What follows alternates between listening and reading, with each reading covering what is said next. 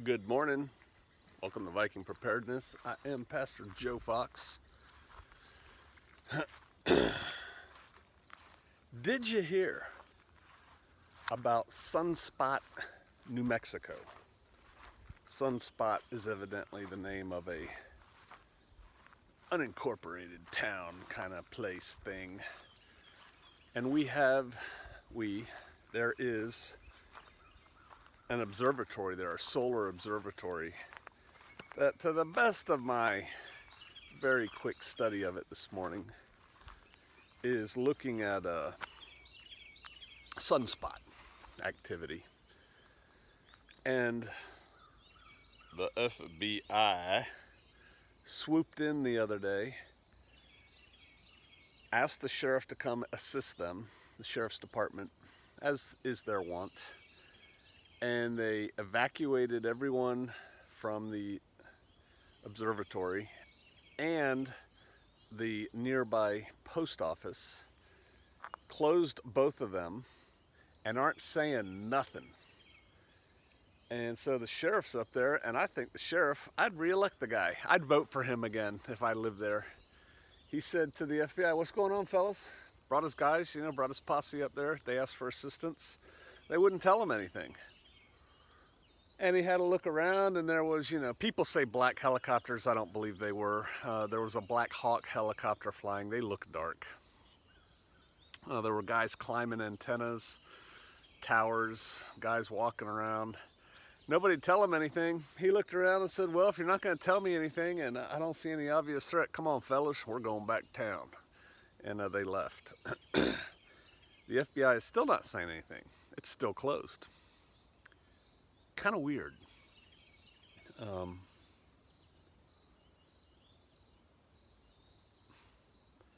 I don't think we'll ever find out why it was closed. But it just left me with a mildly unsettled feeling. And it's not like, I went through the logic and kind of ruled some things out.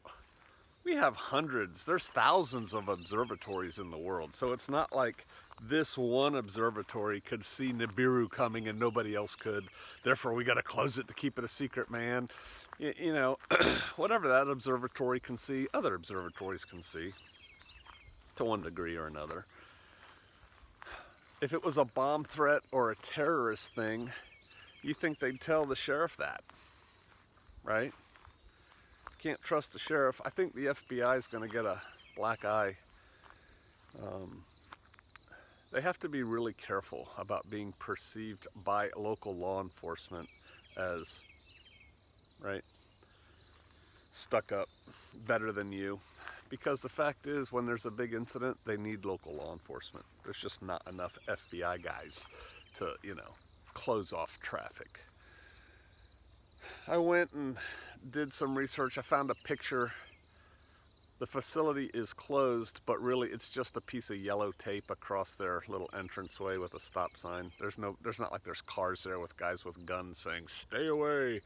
Don't know, it's kind of interesting. But I got to thinking, my mind started wandering. What if this was something really horrible?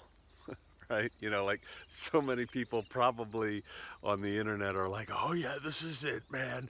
Aliens are landing." I don't know. Whatever people who need the dopamine or endorphins or whatever, they go crazy. But what if this was like, a 24-hour indicator, not an indicator, but 24 hours after that happened. I think it's already been going on for more than 24 hours, but the sun exploded or, aliens landed or, something, like a movie, right? Like a book, something just, because it kind of has the feel of a novel. The FBI rolls in, they close it down, this thing's going on. The next thing you know, the blob comes out and starts eating the town, Andromeda Strain, something like that. But what if it really was? If your world turned to chaos this afternoon, what would you do? Are you ready? That's kind of what I thought about. Unforeseeable, just, like, Again, the alien movies where the huge spaceships are showing up all over the earth, and you know, or the big, what was that one where the winter came really fast and everything started freezing? And the guy goes and saves his family from the New York Public Library or something, you know.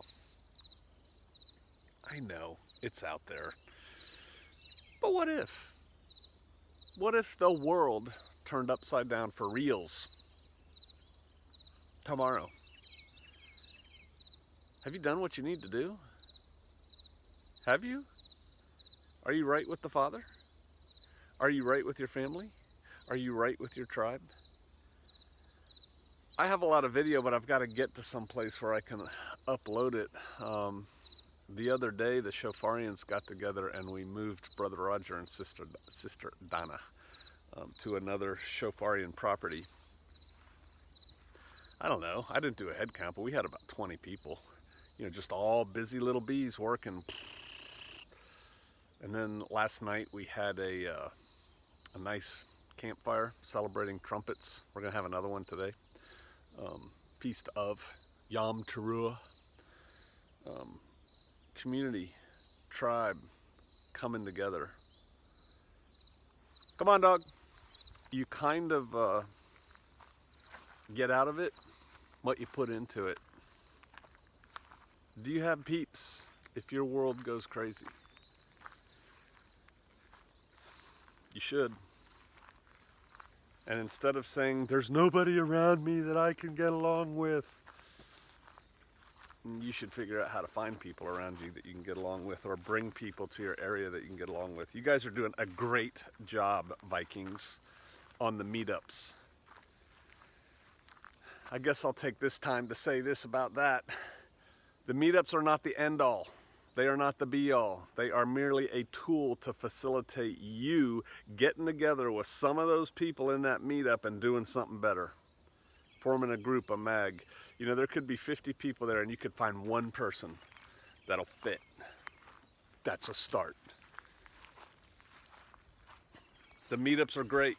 They should continue. I like how, I just posted the one right from South Carolina. I like how people are planning the next event so that, you know, the ball keeps rolling. But the meetup is not the end all. You have to form a group, and then your group has to do stuff in addition to the meetup. Oh yeah. Then you should start going to the meetup with your group. Roll in. We always try to make a showing at local things with the Shofarians by, you know, getting a few of us together and showing up. Makes an impression, makes a statement, provides motivation to others to do something similar. Where's your posse? Where's your tribe? Where are your peeps? If the world went to chaos today, would you be ready? All right, I'll see you out there.